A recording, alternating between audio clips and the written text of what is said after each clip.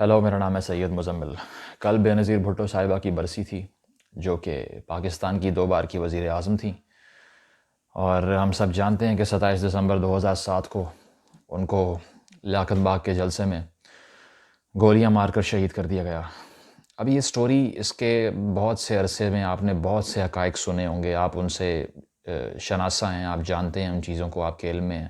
لیکن کچھ نئی چیزیں شاید آپ کو ملیں اس انالیسس سے جو کہ میں کرنے جا رہا ہوں اس بارے میں۔ تو ویسے تو سٹوری کے بہت پہلو ہیں، اور اگر اس پہ تفصیلی گفتگو کی جائے تو میرا خیال ہے 1 گھنٹہ بھی کم ہوگا، لیکن کچھ باتیں جو کہ اٹھائی نہیں گئی ہیں ابھی تک اور ریسنٹلی چھپی ہیں، وہ کیونکہ یہ جو ہے پروسیس کافی لمبے ہوتے ہیں اور ان پہ اسکروٹنی چلتی رہتی ہے جرنلسٹ کی طرف سے، اگر اسٹیٹ نہ بھی کمپلائی کرے اس چیز کو تو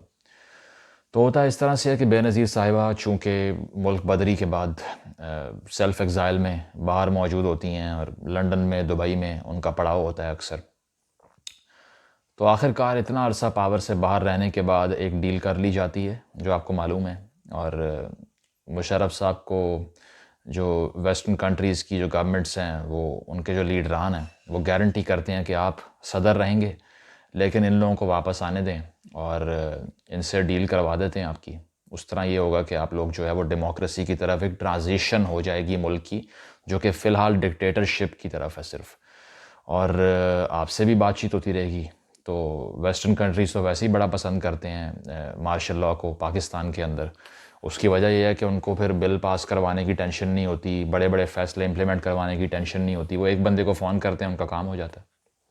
چاہے وہ نیٹو سپلائی بھیجنی ہو، یا پھر شمسی ایئر بیس ان کے حوالے کرنی ہو، یا اس طرح کی اور چیزیں ہوں، یا ڈرون اٹیکس کروانے ہوں۔ تو ہوتا ہے اس طرح سے ہے کہ بے نظیر اس سب کو دیکھتے ہوئے بے نظیر کو ایک گرین سگنل ملتا ہے اور وہ واپس آنے کی تیاری میں ہوتی ہیں، لیکن ان کو یہ وائب شروع سے ہی مل جاتی ہے کہ مشرف صاحب جو ہے نا، یہ نہیں چاہتے کہ میں واپس آؤں، اور اس کا اندازہ آپ اس بات سے لگا لیں کہ مشرف صاحب بے نظیر کو فون پہ کہتے ہیں کہ تمہاری جو سیکیورٹی، اگر تم واپس آتی ہو تو اس کا دار و مدار میرے اور تمہارے تعلق پر ہے، اگر میرا تمہارا تعلق ٹھیک ہوگا، یعنی کہ میری لائنز پر تم چلو گی تو پھر سیکیور رہو گی، ورنہ نہیں رہو گی۔ اور بے نظیر نے کہا کہ یہ تو ڈائریکٹ تھریٹ کیا اس نے مجھے، اور جرنلسٹ کو بھی بتایا اس نے کافی جگہوں پر، لیکن اس کے باوجود پھر اور بہت سے پلاٹس کے بارے میں بے نظیر کو علم ہوا کہ مجھے مارنے کے حوالے سے جو ہے نا وہ سازشیں تیار کی جا رہی ہیں، اور ہوتا اس طرح سے ہے کہ پھر ڈک چینی صاحب جو کہ امریکن وائس پریزیڈنٹ تھے اس ٹائم پر، بے نظیر ان کو فون کر کے کہتی ہیں کہ مجھے امریکن ڈپلومیٹس کے لیول کی سیکیورٹی چاہیے، جس کے جواب میں ڈک چینی صاحب کہتے ہیں ٹھیک ہے، ہم آپ کو ایک ڈیفنس کانٹریکٹر دے دیتے ہیں، ڈائن کارپس کے نام سے کمپنی تھی، اس نے بے نظیر بھٹو کی سیکیورٹی کی ذمہ داری لی، لیکن مشرف صاحب نے کہا کہ نہیں، یہ میں نہیں ہونے دے سکتا، کیونکہ یہ جو سیکیورٹی ہے یہ ہمارے ہاتھ میں رہے گی، یہ کسی فورن کانٹریکٹر کو نہیں دیں گے ہم۔ تو اس پہ بھی بے نظیر جو ہے وہ بڑا جو ہے وہ ہیومیلیٹ ہو گئیں۔ پھر اس کے بعد یہ ہوا کہ جو برٹش ایمبیسڈر تھے، ان کو بے نظیر صاحبہ نے فون کیا، اور اس ساری صورتحال کو دیکھتے ہوئے برٹش ڈپلومیٹ جو ایڈم تھامسن ہیں، ان سے بات کرتے ہوئے بے نظیر نے کہا کہ مجھے معلوم پڑا ہے کہ مجھے مروانے کی سازش تیار کر لی گئی ہے، جس میں جو ہے وہ قاری سیف اللہ اختر صاحب بھی کافی متحرک ہیں، اور قاری سیف اللہ اختر وہی ہیں جو پہلے 90s میں ان کی گورنمنٹ کو گرانے کے لیے کافی متحرک رہے تھے، اور انہوں نے کوآپریٹ کیا تھا حمید گل وغیرہ کے ساتھ۔ تو برٹش ڈپلومیٹ کو بھی یہ علم میں تھا کہ بھئی اس طرح کی سازش تیار ہوئی ہے اور بے نظیر کو یہ تھریٹ ہے، لیکن اس نے کہا کہ میں نے یہ سنا ہے کہ مشرف صاحب کراچی ایئرپورٹ کو بند کرنے جا رہے ہیں، تو آپ کے پاس یہی موقع ہے واپس آنے کا، اب اگر آپ واپس نہیں آنا چاہتی تو پھر اس کے بعد میں میرا نہیں خیال کہ آپ کی واپسی کا کوئی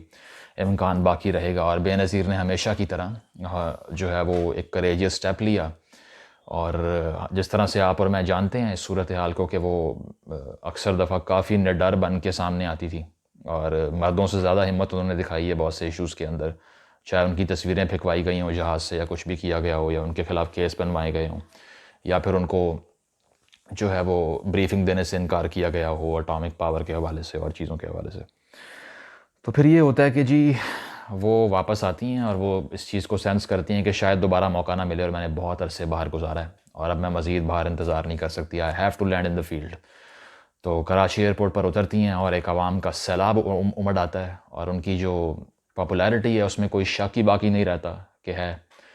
چاہے ان پہ کرپشن چارجز تھے، چاہے وہ این آر او کر لیا، حالانکہ این آر او کو بھی ہمارے لوگ نہیں سمجھتے کہ اس کی سائنس کیا ہے. وہ اس کے لیے آپ ساؤتھ افریقہ میں جو ٹروتھ کمیشن تھا اس کو پڑھیں کہ این آر او کا مطلب صرف کیسز معاف کروانا نہیں ہوتا، یہ نیشنل انٹیگریشن کے لیے بھی ضروری ہوتا ہے. میں یہ نہیں کہہ رہا کہ یہ اچھی چیز ہے، لیکن میں یہ کہہ رہا ہوں کہ اس کا کاؤنٹر نیریٹو بھی موجود ہے. تو وہ ڈیل کر کے بے شک واپس آتی ہیں اور کرپشن چارجز ہوتے ہیں، لیکن لوگ اسی طرح سے سیلیبریٹ کرتے ہیں ان کا پولیٹیکل سین میں واپسی کو، جس طرح سے جو ہے نا ایک دور میں بڑے بڑے لیڈران کے جلسے ہوا کرتے تھے، چاہے بھٹو صاحب کے تھے، سب کے تھے. تو واپس آتی ہیں تو پھر یہ ہوتا ہے کہ آپ سب کو معلوم ہی ہے کہ کارساز کا واقعہ ہو جاتا ہے، کیونکہ وہ مزار قائد کی طرف وہ ریلی جاری ہوتی ہے، اور اس کے اندر پہلا سگنل مل جاتا ہے ان کو، جہاں پر ایک خوفناک دھماکہ ہوتا ہے جس میں 149 لوگ مر جاتے ہیں، تقریباً 400 کے قریب جو ہے نا وہ اس میں زخمی ہوتے ہیں، اور پورے ملک میں ایک سو کی فضا قائم ہو جاتی ہے کہ یار یہ کس قدر جو ہے بربریت ہے. تو اس سب کے باوجود بے نظیر صاحبہ جو ہے وہ کہتی ہیں کہ مجھے شاید نہیں جانا چاہیے باہر، واپس نہیں جانا چاہیے، لیکن وہ ایک شارٹ ٹرپ پر دبئی جاتی ہیں اپنی فیملی سے ملنے کے لیے یا ایسے کچھ معاملات دیکھنے کے لیے. اور اس شارٹ ٹرپ پہ جانے سے پہلے وہ آسمہ جہانگیر صاحبہ جو کہ ایک پرومیننٹ لائر اور ہیومن رائٹ ایکٹیوسٹ تھی، ان کو بتا کے جاتی ہیں کہ قاری سیف اللہ اختر اور جو ڈیپ سٹیٹ ہے انہوں نے مجھے مارنے کا پلان تیار کر لیا ہے.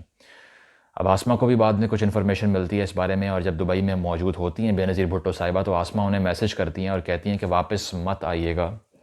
اگر آپ واپس آئیں تو آپ کو راستے سے ہٹا دیا جائے گا، یہ پلان تیار ہے. لیکن بے نظیر پھر نہیں سنتی، واپس آتی ہیں، آ کے دوبارہ سے سیاسی سرگرمیوں کا آغاز کر دیتی ہیں. اور پھر وہ لیاقت باغ کا جلسہ 27 دسمبر کا، جہاں پر ایک وقت ایسا بھی تھا کہ پاکستان کے پہلے وزیر اعظم لیاقت علی خان کو جو ہے نا وہ ٹارگٹ کیا گیا تھا، اور ان کی ڈیتھ ہوئی تھی وہاں پر. اور بڑا کوئنسیڈنس یہ ہے کہ جس ڈاکٹر نے لیاقت علی خان کو چیک کیا تھا ان پہ حملے کے بعد، اسی کے بیٹے نے بے نظیر کو چیک کیا تھا، اور دونوں سابق وزرائے اعظم جو تھے وہ لیاقت باغ میں ہی ان کو قتل کیا گیا، شہید کیا گیا.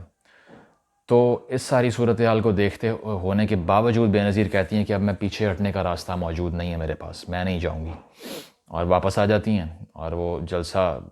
ہوتا ہے اور اس کے اندر بہت مشکوک حرکات ہوتی ہیں، کیونکہ خالد شہنشاہ جو کہ سیکیورٹی آفیسر تھا، آن کیمراز ہے یہ بات کہ وہ جلسے کے دوران اشارہ کرتا ہے، یہ گردن پہ ہاتھ پھیرتا ہے سلائسنگ موشن میں، اور پتہ نہیں کس کو اشارہ کرتا ہے. لیکن اس کے باوجود جب بے نظیر گاڑی میں سوار ہوتی ہیں، سن روف سے باہر آتی ہیں اور ویو کرتی ہیں عوام کی طرف، تو ایک 16-17 سال کا نوجوان جس کا نام بلال تھا، جو کہ اس سے پچھلی رات اس مدرسے میں سو کر گزار کر آیا تھا جس کو عمران خان کی حکومت نے بھی ریسنٹلی ملینز آف روپیز دیے ہیں فنڈ میں، جس کا نام مدرسہ آقانی ہے. اور وہ پسٹل نکالتا ہے، وہ فائر کرتا ہے، بے نظیر کے گردن میں فائر لگتا ہے اور بلیڈنگ شروع ہوتی ہے، اور اس کے بعد میں ان کی ڈیتھ ہو جاتی ہے. اور اس موقع کے بعد وزیرستان میں جشن ہوتا ہے ایک جگہ پر جہاں پر یہ طالبان اکٹھے تھے، جس میں بیت اللہ محسود بھی شامل تھا، جس کو بعد میں امریکن ڈرون سٹرائک میں مار دیا گیا تھا. اور بیت اللہ محسود نے کہا تھا کہ کمال کا کام کیا میرے بچوں نے. اور بلال کو جو ہینڈل کرنے والے تھے، اس سے کچھ عرصے کے بعد یہ ہوتا ہے کہ اس لڑکے کو ہینڈل کرنے والوں کو ایک چیک پوسٹ پر قتل کر دیا جاتا ہے پولیس کی جانب سے. کوئی انویسٹیگیشن نہیں ہوتی، کرائم سین کو دھو دیا جاتا ہے. کچھ عرصہ بعد جو بے نظیر کے کیس میں کچھ جو جوڈیشل انکوائری لوگ کر رہے ہوتے ہیں ان کو قتل کر دیا جاتا ہے. خالد شہنشاہ جس نے یہ اشارہ کیا تھا اس کو اپنے گھر کے باہر قتل کر دیا جاتا ہے. باہر سے ٹیمیں انویسٹیگیٹ کرنے کے لیے آتی ہیں اور اس سے ہماری اتھارٹیز کوآپریٹ نہیں کرتی، اور وہ بھی بغیر کوئی کنکلوژن نکالے واپس چلی جاتی ہیں. تو اس ساری صورتحال کے بعد اب سوچنے والی بات کیا ہے؟ سوچنے والی بات یہ ہے کہ پے در پہ ایسے واقعات ہوئے ہیں کہ جو پاپولر مقبول عوامی لیڈران تھے ان کو پاکستان کی عوام سے چھین لیا گیا ہے، ان کو راستے سے ہٹا دیا گیا ہے. ان کو کس نے ہٹایا ہے اس تک پہنچنے کی بھی پرمیشن نہیں دی گئی. پیپلز پارٹی کی حکومت بعد میں آتی ہے اور ان پہ اکثر دفعہ یہ الزام لگتا ہے کہ بھائی یہ لوگ اپنے ہی جو ہے نا وہ لیڈر کے قاتلوں کو نہیں پکڑ سکے، بے نظیر کا خاوند ہی نہیں پکڑ سکا بے نظیر کو مارنے والوں کو۔ لیکن وہ لوگ یہ نہیں جانتے کہ کیا یہاں پہ سیاسی لیڈران کے اندر اتنی طاقت ہے کہ وہ ایسے ایشوز پر ہاتھ ڈال سکیں۔ حالانکہ مشرف صاحب نے اپنے آپ کو ڈسٹنس کیا اس چیز سے اور انہوں نے کہا کہ میں بیوقوف ہوں جو میں ایسا کچھ کرواؤں گا کبھی، کیونکہ میں تو اپنی جاب میری چلی گئی، بعد میں مجھے صدارت سے استعفیٰ دینا پڑ گیا اس وجہ سے،